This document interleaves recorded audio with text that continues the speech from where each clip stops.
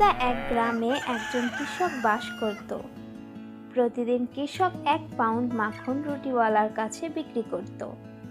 একদিন যখন রুটিওয়ালা মাখন ওজন করলো, সে দেখলো যে মাখনের ওজন 1 পাউন্ডের থেকে অনেক কম।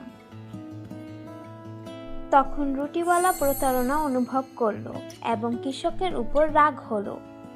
সে কৃষককে শাস্তি দেওয়ার জন্য আদালতে নিয়ে যায়।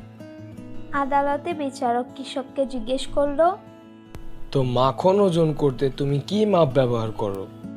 হুজুর, আমি একজন গরিব লোক, আমার যথার্থ মাপক নাই, কিন্তু আমার একটি পাল্লা আছে। এত বছর ধরে আমি রুটিওয়ালার কাছ থেকে 1 পাউন্ড রুটি কিনে আসছি এবং মাত্র কয়েক সপ্তাহ ধরে রুটিওয়ালা আমার নিকট হতে মাখন কিনছে।